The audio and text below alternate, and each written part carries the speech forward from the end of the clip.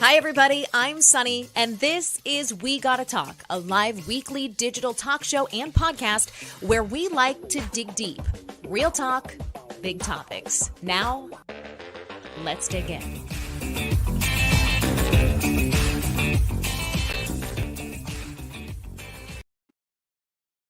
Hello, everybody. I think we're having some technical difficulties, but welcome to 2022. We are so excited that you're back with us here on We Gotta Talk. We had a few fun episodes to round out last year. And this year, we're kicking things off with some great information from the co-founder of Culina Health. Tamar Samuels is a registered dietitian nutritionist. And what we're going to dive into today is all about healthy habits to start 2022. Because if you're anything like me, the most annoying subject line ever that you've probably gotten bombarded with this year so far is new year, new you. Let's change you. Let's make you into a different person. Sometimes it's not about that. Sometimes it's about embracing who we are and where we are and finding the inspiration to kind of make things better with a slow, healthy start. So I'm really, really excited. Rachel, I think you gave me the thumbs up that you can pop on. Yeah, for a second. I wanted to ask you before we bring on Tamar, Yes. first of all, Happy New Year officially. Happy official New Year. Yes, there was some like dog situation happening per usual. So Was there, was I caught on camera in the beginning, like doing one of these? Because I was seeing black on my, no, okay, good. no. Everything looked good to me. I guess we'll find out on the replay when I get off of this. Oh my Lord. Do you have New Year's resolutions, Rach? Do you do New Year's words? Like, what's your whole thing? No, I don't do any of that. I don't believe in any of that. I feel like it's too much pressure to put on yourself to only just sort of end up failing in some way, because like if you set these like ridiculous goals that you don't have a plan or actionable steps to like help you get to those places, I feel like it ends up just being a big letdown. I just try to be a good person every day, Sunny, and that it seems to be enough for me. I love it. I don't do resolutions either. But I do respect the people. There are people in the world who like to set concrete goals and get them, whether that's like a number on the scale for people or it's the number of times that they go and work out per week. I respect that. No resolutions for me, but I do have, and I've been talking about this on social media, so I'm not going to belabor this because we're going to talk about it more later. But my only goal this year, as you can see by me dressed up in my Chiquita banana dress, Which I love. By the way, it's winter in like 95% of the country, except here in Florida, where it's actually beautiful. But so I'm aware of how silly this might look to some people. But listen, I turned 40 last year, and Rach, I had this epiphany, especially as the new year is starting, that I'm on the back half of the track. You know what I mean? I sped around the first bend, and I am gonna wear the nice clothes and spray the nice perfume and burn the nice can. Like, I was finding myself, I of course was locked in early motherhood for about 8 years, just completely surviving. But this is the year to just like enjoy. And it plays so well into today's theme because Tamar and her company are all about starting where you are and embracing what and who you are. So if you see me walking around in hooker heels, just know this is the year. This is the year. Sunny's going to act like an adult up in a mini skirt and hooker heels. Hey kids, smelling like she's ready to hit the club. And people are going to be like, "What's happening with Sunny and her husband? Why is she trying to like? What's going on? What does her children think?" I have a whole closet full of clothes I never wear, and I'm like, you know what? I'm making it happen this year. So whether it's comfortable sweatpants for one day that just are a little cuter than the normal sweatpants, or the banana dress, it's happening. So we'll talk more about it. I support that. I think I can relate a little bit to what you're saying about like just sort of embracing what we have. Like I have had a Chromecast like to watch my like Netflix with on my television for over 10 years. And it's like the most outdated, it's the OG original Chromecast device. And it stopped streaming my hockey, which is a big problem for me because I do hockey things. And I was like, what is this buffering? That's it. I'm buying a Roku. It was $25. Why have I waited?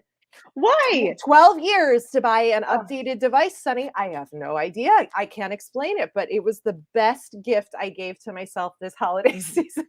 I love it. I love it. It's so ridiculous. It's so ridiculous. But we get so used to our things that we just adapt, and sometimes we need to shake it up a little, or some buffering to happen.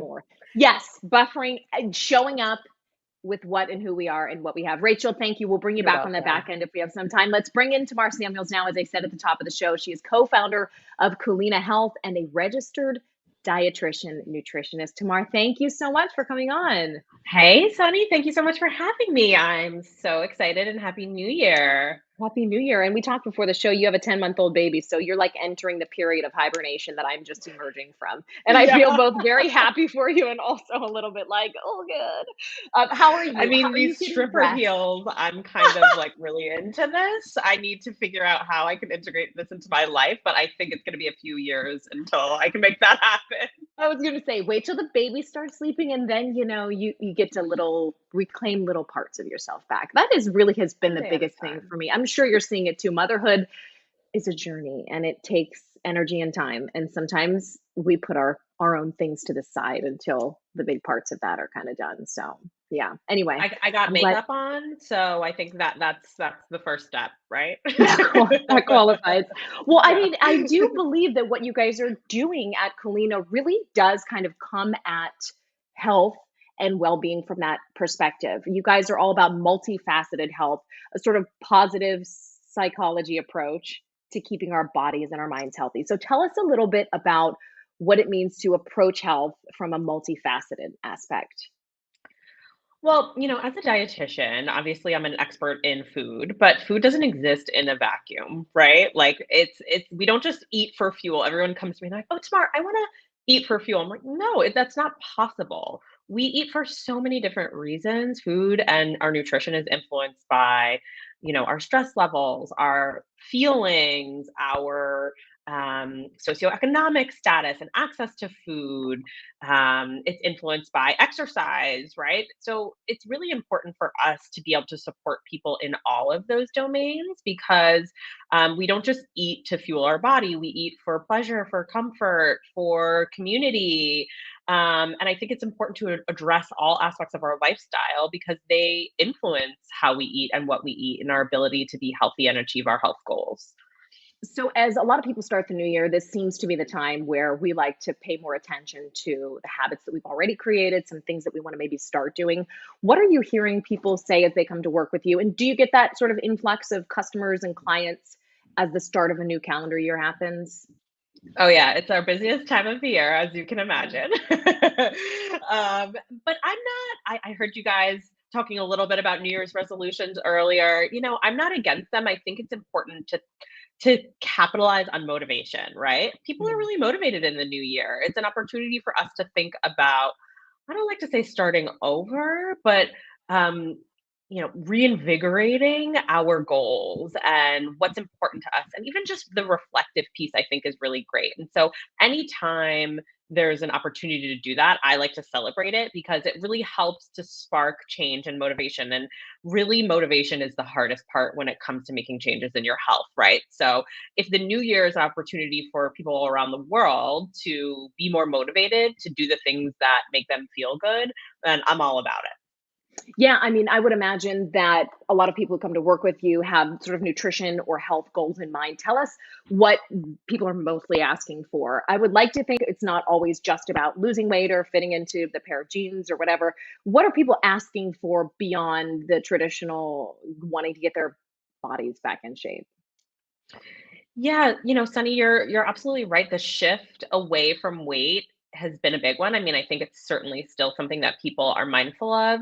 But really, we're focused on health for 2022, right? I think with the global pandemic that we're experiencing, people are really aware of how important health is overall. And when I talk about health, I'm not just talking about body size, I'm talking about, things like health chronic conditions like diabetes, cardiovascular disease, but also, energy levels and, cognition, right? Like people want to feel clear and motivated and energetic. They want to have energy to get through the day, to do things that they love. Just take better care of themselves. To be happy and healthy is really the biggest thing that our clients are asking for this year. Yeah, it really seems like the entire industry, the wellness or health industry has shifted away from what people want you to lose or take away from yourself, and maybe habits that you want to add, healthy habits or other things like that. That's kind of encouraging, because it is really depressing to read these constant advertisements for how to lose the last 5 pounds, or how to deal with weight gain from the holidays. Even if you don't have a personal issue with eating, that bombardment of negative associations and like negative messaging can really get people down. I feel like no matter how well you are in your own mind, being reminded all the time of those types of messaging that thin equals health is really, really damaging for all of us. Yeah, I mean, especially for women, right? This is something that we have experienced for far too long, and I think women are taking back their perception of what beauty is, and making that a much more diverse picture. And at the end of the day, what we look like doesn't necessarily equate to how healthy we are. And I think that's a really important message. Anyone, regardless of their size, has deserves to be healthy and can be healthy. I think, there are clear parameters medically, that are important to be mindful of when it comes to measuring our health. But we could expand those parameters and include things like having, good energy, feeling positive, being able to walk down the street. I think it's important for us to think about health in a really holistic, comprehensive way. Do you find a lot of clients are asking for help with emotional eating? We've done episodes before on intuitive eating and the importance of understanding what your body truly needs versus wants, and tapping into that. And it seems to be like it's one of the most downloaded episodes or listened to episodes that we've put out. And it's curious to me how popular that topic is, but it must be a very, very big thing. So, emotional eating, how to learn how to intuitively eat. Walk us through some of that and what working with you guys would look like in sort of tackling that type of behavior. Yeah, so emotionally eating is really, utilizing food to provide, to meet a need.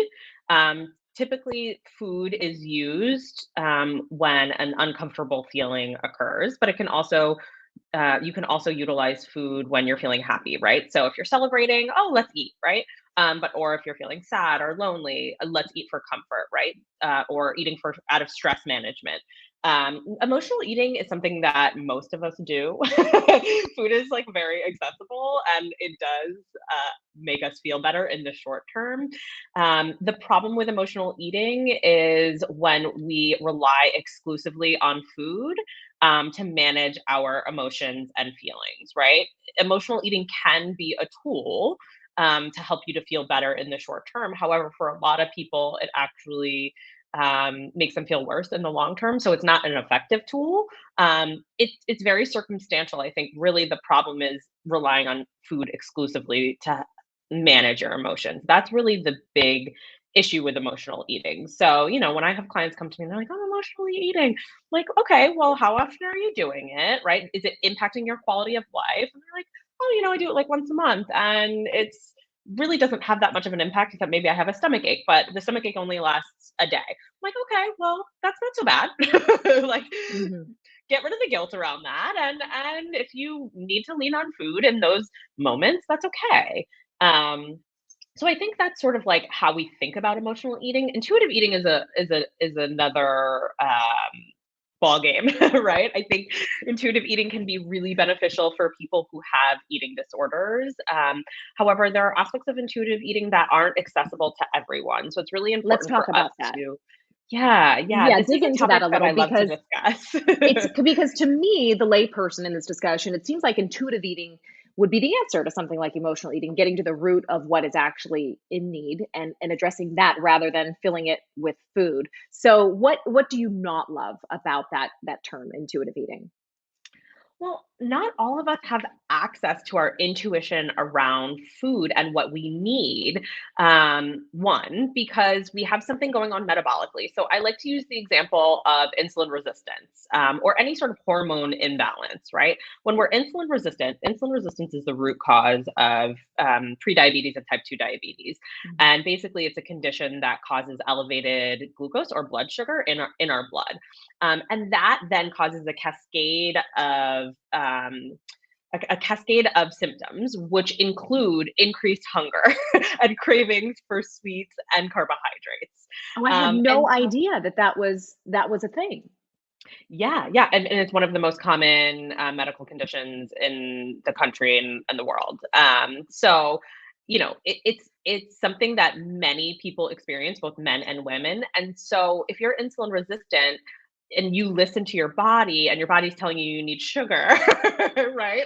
You're gonna keep Um, eating the sugar. Yeah. yeah, and technically that would be considered you're intuitive, right? But something's wrong there, right? So there's an imbalance, and that imbalance is impacting your cravings. The same, even if you're not insulin resistant, right? So if you don't have regular meals, for example, like I'm one of those people who needs to eat every 3 to 4 hours. And if I don't, then my blood sugar actually gets really low. And if my blood sugar is really low, that then is going to cause a series of symptoms that's going to lead me to want to consume high carbohydrate, high sugar, high fat foods, because sugar and glucose is the body's primary fuel source. So if the body's perceiving me as starving, right, my blood sugar is low, then it's going to want me to access fuel in the quickest way, and the quickest way to do that is with sugar and fat, because fat has more calories than protein and carbohydrates. So Oh, we that's have to, interesting. if we want to practice intuitive eating, it's really important for us to have stable blood sugar, right? Really think about, okay, I'm managing a medical condition that impacts my appetite and my hormones. Maybe intuitive eating isn't the right approach for me. Um, I think also too, we have to think about the environment, right? So we are in a food focused environment where we have access to foods in abundance, highly processed, highly palatable foods, right? And so even if it's going to take a lot of willpower to not want to indulge in those foods, right? And so that's just how our brain works, right? We as humans want things that are high in carbs, high in fat. And so if we have an access to them and we see them and they're around us all the time, it's going to be really difficult for us to really know intuitively what we need, right? So our food environment really influences, and our access to food really influences our choices from a biochemical, neurological perspective. So This it's really makes so important to much think about. sense, Tamar.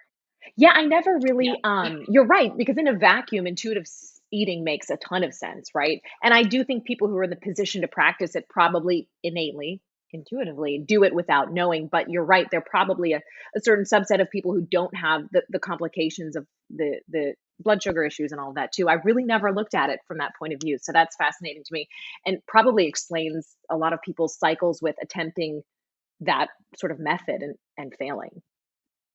yeah, and the reality is that highly processed, energy dense, high sugar foods are inherently addictive.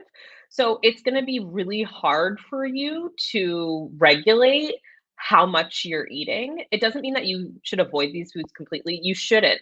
But if you are consuming these foods, they should be consumed when you've already had, foods that are satiating, foods that make you feel full, right? That's why I say, if you want dessert, have it after a meal Mhm. instead of a meal, right? And not instead of a meal. Don't have it as a snack. Have it after dinner, because then it's going to be a lot easier for you to stop after you feel satisfied. Because Right. it's difficult to feel satisfied because there's no fiber and there's no protein in these foods. Like my Rice Krispie treats that I made the other day, and I went to before lunch yesterday, and I was like, Yeah, somehow I don't feel full. Why? Because it's all butter and sugar. Um, exactly. I I'm hearing what you're saying about sort of the logic behind why some of these methods do and don't work, and it makes so much sense. And yet we're still really in the era of quick fixes and fad diets. What is the lure of that type of method, and why do they continue to proliferate and people claim that they work so well? And this is in reference to, a specific remember back in the day, what was the one that Beyond the Master Cleanse with the Oh cayenne my and God, the tried lemon? it. Did you Yes. try? Was it deadly? I can't even imagine what it was like. Lemonade diet with the Cayenne pepper? cayenne. Yeah, I did it. This was obviously What? before I was a Okay, wait. dietitian. What happened? Did it work? I mean, work for I a mean, week or yeah, I whatever? starved myself for, three a week, and then as soon as I started eating, I gained all the weight back. So it worked in the short term and not in the long term, which is kind of epitomizes like diets in general. Right, Um, right. And but yet, I think they continue to just be so popular. Why do you think that is? I think the reality is that making change in your health is really hard. And it's really hard, Sunny. I'm not gonna sugarcoat it, right? It's hard and you have to put the work in. And some people aren't ready for that, or they don't have the resources or support that they need to do that work. And so but they know it needs to get done. So they're looking for quick fixes. And so it's understandable. The diet industry is a multi-billion dollar industry, and people are just taken advantage of because of that. So I think it's really important for people to, if they want to make changes in their health, the first thing that they need to do is accept that this is a process, it's a journey, it's not going to happen overnight. Um, Nutrition is not a quick fix. It's not sexy. It really is. You got to do the work. And so I think that's the first step, is really really accepting that. And then once you can accept that, then you're probably more likely to be successful, and more likely to see the change that you want.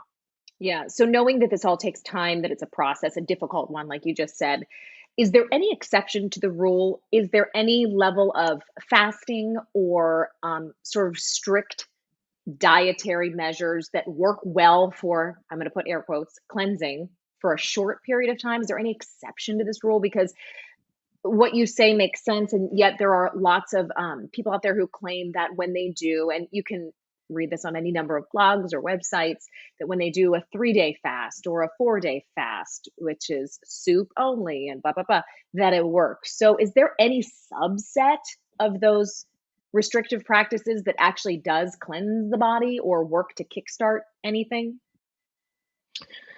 So, how do we define cleanse? How do we define, kickstart, right? I think when we talk about kickstarting things, it's not really from a metabolic perspective, it's more from a motivational perspective.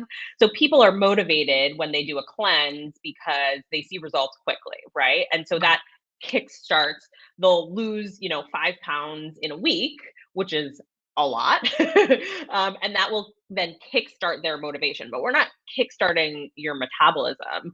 We're actually doing the opposite. The research really says that like the slow and steady weight loss is the weight loss that actually stays off, right? So losing weight isn't necessarily the hard part. Keeping it off is the hard part. And if we're constantly doing these extreme diets where we're having these, highs and lows in our weight, where our weight is fluctuating quite a bit, that can actually damage our metabolism, which then in the long term makes it even harder for us to lose weight. So I think people feel like they're jump starting their metabolism because they lose a lot of weight in a very short Mm. period of time. But the reality is that in the long term, they're actually doing a lot of damage to their metabolism.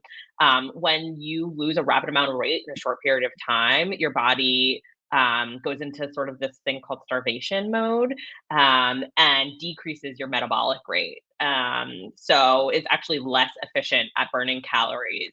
And that then makes it easier for people to gain weight, Right. or more difficult for people to lose weight. So, um, we're not really kickstarting anything by going on like these extreme diets where we're fasting, or not eating any food. It's from a metabolic perspective.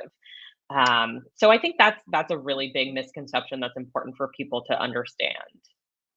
I'm just jotting this time code down. Hold on a I second. love it. Okay. You're taking notes. I love I'm a true. This is like what I used to it. do on set and TV. Hold on one second. I want to get to this question from Jeanette, which came in only because, in case she has to pop off, you can answer this quickly if you're able.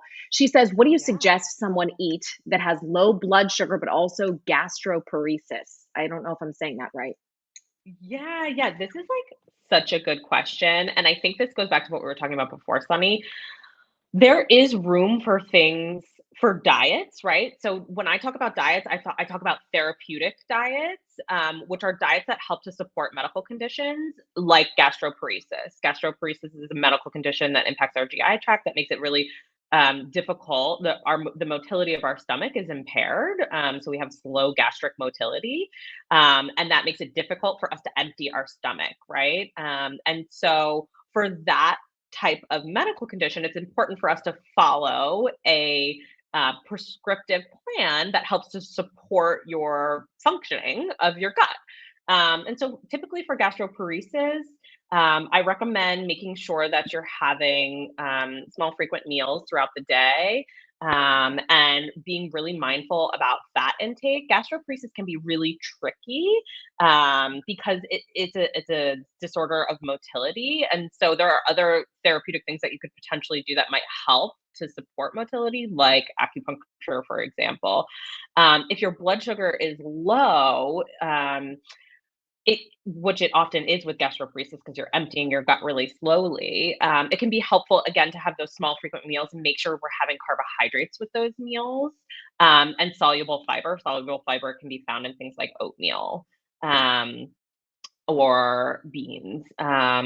Beans can be a little bit gas promoting if you have a sensitive gut, so that can be a little bit tricky. But so I think this is such a good question when we're thinking about like diets and prescriptive plans. There is space for them. That's why intuitive eating doesn't work for everyone, right? Like it's going to be really You are, difficult yes. if you have gastroparesis and low blood sugar for you to know intuitively what you should eat, because it's influenced by how you're emptying your stomach.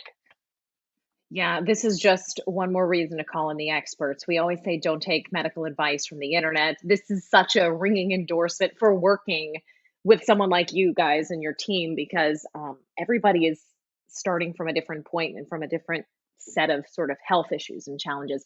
That being said, does your whole team recommend a base level of blood work, of hormone panels? What do you do to get an idea of the clients that you're working with at the start of your time together? And Jeanette, thank you, by the way, for that question. Yes, Jeanette. Also, we'll give you my info later and we can chat more about this offline because I know it's complicated. So yeah, our team, we are all about science, but also about personalization. So it's really important for everyone to have a personalized plan. And that's why like diets again don't work, right? Because it's not personalized. It doesn't take into account things like access to food, likes and dislikes with food. It doesn't take into account like medical conditions, stress management, mental health, all of these things, right? So it's really important for us to collect as much data from our clients as possible. So we want to know, your relationship with food, stress management, lifestyle. We want to know all the things. So we do a really comprehensive assessment. And then when it comes to lab data, we have a nutrition focused set of labs that we ask our clients to get. We're not able to run labs ourselves as registered dietitians in New York State. So we ask our clients to get these labs for us, although that will change very soon for the future of Culina. And so we have this comprehensive list of nutrition related labs, and then we're able to really see what's going on with patients because you'd be surprised. A lot of people go to their primary care doctor, once a year and they are not even getting their vitamin D levels run, or they're not getting a comprehensive, iron panel run. They're not getting a comprehensive cholesterol panel run. Vitamins and minerals aren't being run by their physicians. So we do collect nutrition focused labs, and then we're able to really have a whole picture of what's going on with our clients. We ask our clients to fill out, really comprehensive assessment that addresses, all of these aspects of health. And then we see a big picture of what's going on with our client, and then we can make recommendations based on that data. So it's really a data driven process, but it's also personalized when it comes to a behavioral perspective. If you're not ready to do anything except for track your food, that's where we're going to start. You don't have to follow a huge plan in the beginning. Actually, most people fail when they try to do all the things in the beginning. We are here to tell you, you know what? This is what we found out about you based on all of this assessment that we've done. Where do you want to start? You tell me your goals and I'll help you to get there. I'm not going to tell you need to lose 50 pounds. Maybe you're happy with your weight and you just want to move your body more. Great, let's do that. Yeah. So it's really important for us to support our clients based on their goals, not on our plan, if that makes sense. It makes total sense. It feels like the solution to, like you said, multiple attempts and perhaps failures that people have had in the past to sort of stick with something is to slow and steady with the approach. You Yeah. guys had a recent, really interesting post up on your blog on the Culina Health website that talked about the importance of daily rituals. I know a lot of us have daily rituals as it pertains to our health and wellness or even our relationships, but tell us a few daily rituals that you and your team have found to be the most impactful in creating positive health changes. Yeah, I think even just maybe this isn't a daily ritual, but checking in with your support system is so important. We are the support system to our clients, and so checking in with us daily or weekly, whatever that looks like, I think is so important. We need each other in order for us to be successful. There's so much happening in the world and in our lives, and if we want to be happy and healthy, we can't do it on our own. So I think a great daily ritual is really just checking in with your support system, you know, offering help, receiving help. I think it's just so important. You can't do it alone. Mhm.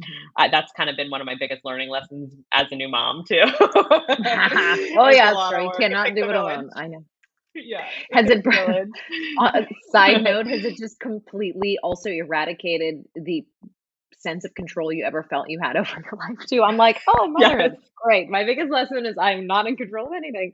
Oh, Not Lord. in control of anything at all. It's It's really eye-opening. it is. It's humbling. I was Yeah. the most organized, greatest person before kids, and now I'm like Mhm. truly lucky. And I don't say this to sort of glamorize the mess and crazy of it all, but it's I was fortunate in the early days to literally walk outside and take a breath of fresh air. So, but it gets Mhm. better. It gets Exactly. easier. Like a You know, and shower. yes, oh A my God. shower is a luxury. It is. Tamar, I used to walk to the mailbox. We had like a community mailbox for about 4 minutes, and that was like my alone time. My husband will be like, was there like a big package? Why did it take so long? I'm like, I'm just breathing in fresh air. Leave me alone. Leave me It's alone, exactly. intense.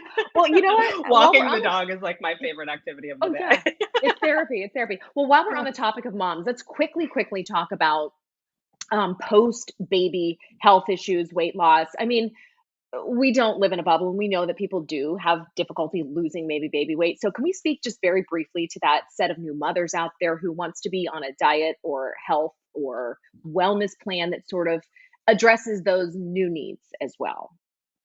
Yeah, I mean, I think most importantly, start if you know that you're going to get pregnant or if you're trying to get pregnant, start then, right? I think Mhm. new motherhood is it's the most difficult time I've ever had in my entire life. Like I'm not going to sugarcoat it. It's hard AF. um, so, don't start something new when your circumstances don't really support change. Really Yeah. start it, and it doesn't have to be perfect, but if you want to eat more vegetables, if you want to establish a cooking routine, if you want to move your body more, really start doing that before or during pregnancy. Um, and that isn't just helpful for you as a mom, but it's also really helpful for a baby too. The healthier you are, the healthier baby is. So Love that. I think that is really important. If you have the time to prepare, please prioritize your nutrition and your health, before even thinking about pregnancy, but also certainly during pregnancy as well. That being said, I had a really hard pregnancy. I was really tired a lot of the time. And so, like, do what you can. You don't have to push yourself. Right. I think that's a good time to really be able to tap into your intuition and honor your body. Yeah. Um, but I think when it comes to, postpartum weight loss, give yourself some grace here. Like I said, it's a especially as a first time mom, it's a very difficult time. And there's a lot to think about. And unfortunately, you're keeping your baby alive is more important than, you losing the weight. So Yeah. When all really else put fails, things into remind yourself of perspective. that. Yeah, yes, it's a perspective shift. I don't know. I told you I'm about 9 years out from my first one, and I'm not to scare you. I'm just crawling out of the hole. I'd be like, oh Yeah. God, it's me again. I remember this old person. I want to ask you quickly. We have a quick rapid fire sort of section at the end, but I want to know more about the Mind diet, which you guys posted on your blog about as well. This combination Mediterranean slash other stuff diet. We keep hearing time Yeah. and time again that Mediterranean is the way to go when it comes to not only physically maintaining health, but also having, good working organs and good mental health. So tell us what the Mind diet is and how it takes that sort of one step further. Yeah, so, the Mediterranean diet is probably the most evidence-based diet that exists. And nobody has said the Mediterranean diet is bad. There really isn't anything that bad that can happen if you want to adopt a Mediterranean diet. So, when in doubt, the Mediterranean diet will help with a lot of things, especially when it comes to health and longevity. I think the core of the Mediterranean diet is really focused on heart health. That's where most of the research really comes in, and how the Mediterranean diet decreases, cardiovascular disease.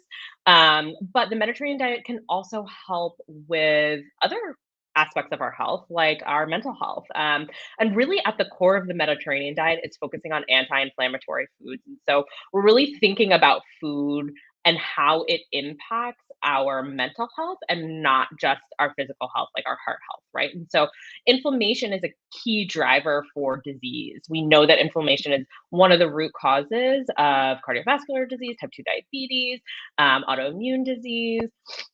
And so when we're thinking about diseases outside the physical body, well, outside the body, but when we think about diseases that impact our brain, a lot of the newer research is actually pointing to inflammation and its role on impacting our mental health.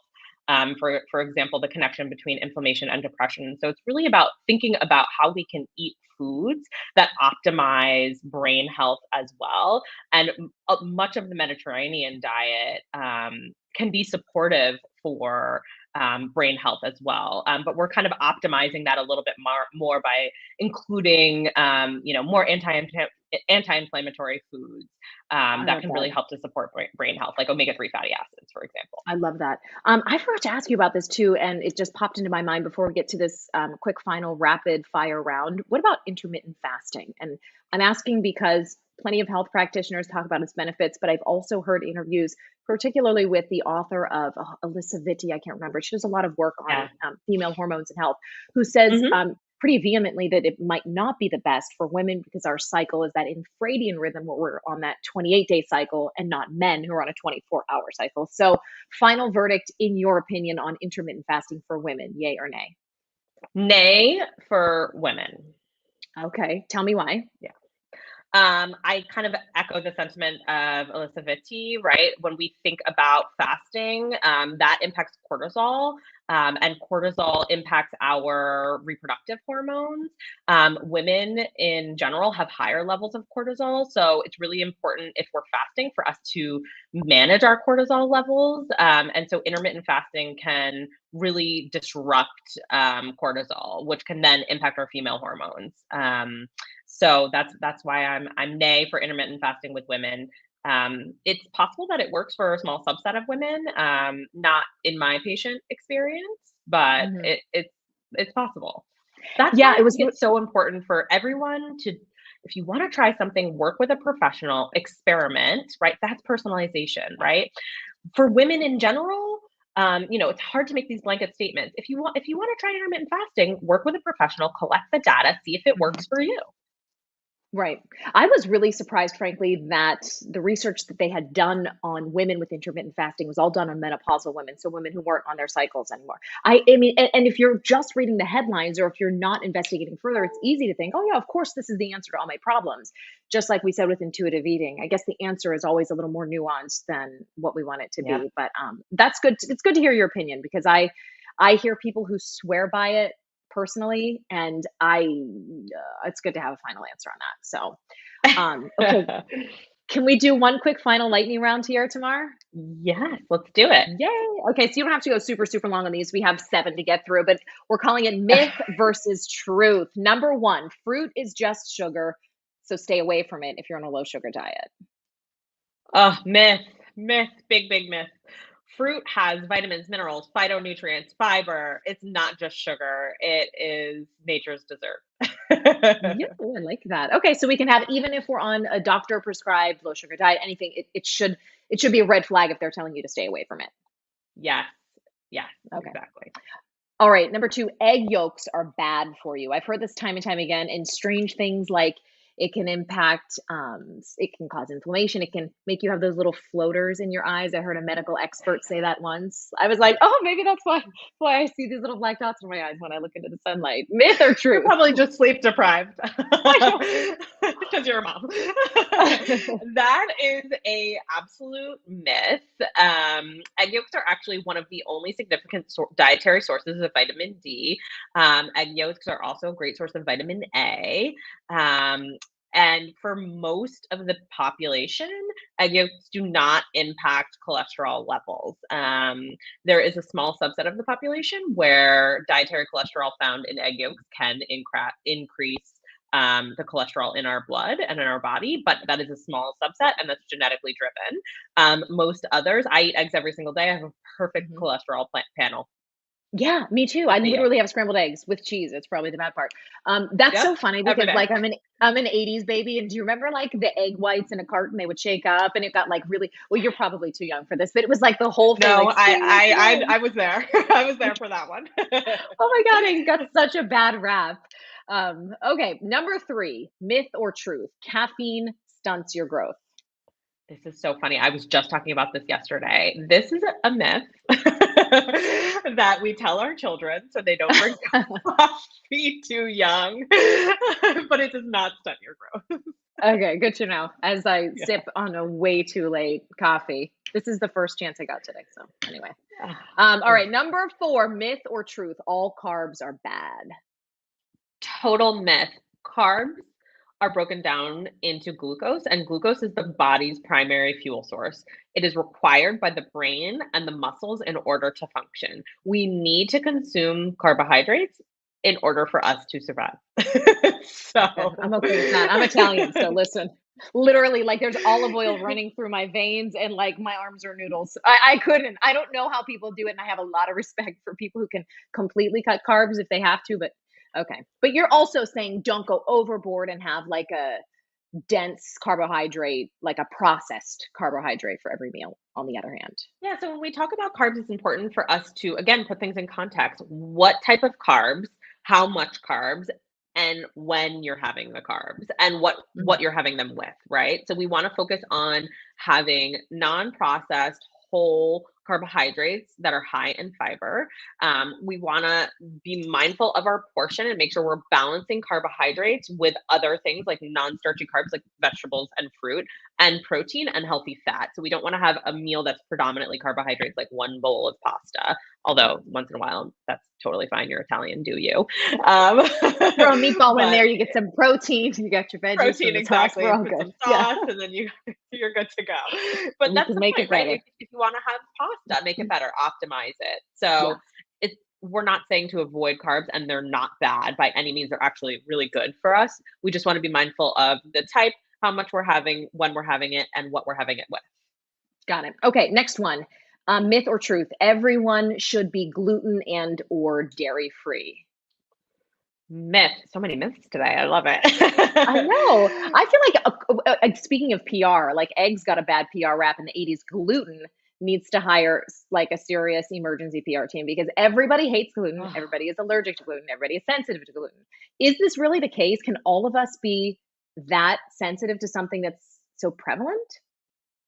So, within a certain population, gluten can be harmful. That population tends to be one, people who have autoimmune disease like celiac disease, other people who have other autoimmune diseases like Hashimoto's hypothyroid tend to actually be sensitive to gluten as well. People who have GI conditions may also be more sensitive to the effects of gluten. So there is a small subset of the population that I think could benefit from going gluten free. There's a condition called Mhm. non-celiac gluten sensitivity, which is a medical condition where GI doctors have identified medically people who are sensitive to gluten but don't have celiac disease. So there's something there. However, I think people are on the gluten bandwagon because they cut out gluten containing foods, which are things like pizza, pasta, bread, desserts, and they feel better. But it's really not the gluten that is making them feel bad. It's, these highly processed, energy dense, high sugar foods, right? So I think Mhm. that's where the misconception is. As far as dairy is concerned, if you're lactose intolerant, you can still have dairy. There are certain dairy products that are low lactose, like hard cheeses. Many people tolerate hard cheese or Greek yogurt if they're lactose intolerant. Cutting out, some people are sensitive to casein, for example, like if you have Mhm. acne, there is some very preliminary research that dairy products may exacerbate symptoms of acne. And so there's a lot to learn here, but I think if you suspect that you're sensitive to gluten or dairy, your best approach is to work with a registered dietitian to do a formal elimination and reintroduction diet, so we can actually collect that data in a scientific, personalized way, Mhm. and really see what your symptoms are and figure out if it's the right choice for you. Got it. Okay, next one, myth or truth? We're having a lot of myths here, but work with me. Yeah. Detoxes clean out the body. We hear that quite a bit. Like we talked about earlier, drink this juice for 5 days, go on this restrictive eating for a day and a half. It'll clean your body out, give you a fresh start. Myth or truth? Myth. Actually, our liver is in charge of detoxifying our body, and it does a really Wait, good what? job. Something free that we don't have to pay for that's innately in all of Yes, our bodies? I don't know. Okay, yes, exactly. okay. Yeah, yeah, that's okay. But it is possible to tax the liver, obviously, with too much alcohol, too many things. So, but if you're living overall healthy, you're good. You don't have to go out of the way to do that separate detox program. Yeah, exactly. So you're better off actually adding things in or taking things away that support your liver function if you want to detoxify more effectively or efficiently, right? So some people have non-alcoholic fatty liver disease, and it's important for us to, work with the diet to Mhm. um, ameliorate that medical condition, which then helps our liver detoxify our body better. Got it. Okay, one final myth or truth. Eating fat is bad. Yay or nay? Oh, eating fat, it's so good. So that is a total myth. I think this again is nuanced, and I think the theme of all of this is nutrition is very nuanced, right? When it comes to fat, we require fat for our brain to function. We require fat for our hormones. So it's really important for us to consume fat in our diet. Many fats are anti-inflammatory, so they help us to fight inflammation. Fat makes us feel full. So it's really important for us to consume fat. But it just depends on what types of fat and how much fat you're consuming. So eating fat is not bad. It just depends. Awesome. Tamara, we are so grateful that you took time to start your new year with us. This is such a topic that people have consistently brought up time and time again at the start of a new year, how to refurbish their whole system and how to restart fresh. So tell us a little bit about, quickly before we go, if we're interested in working with Culina Health, how that will look and how people can get in touch with you.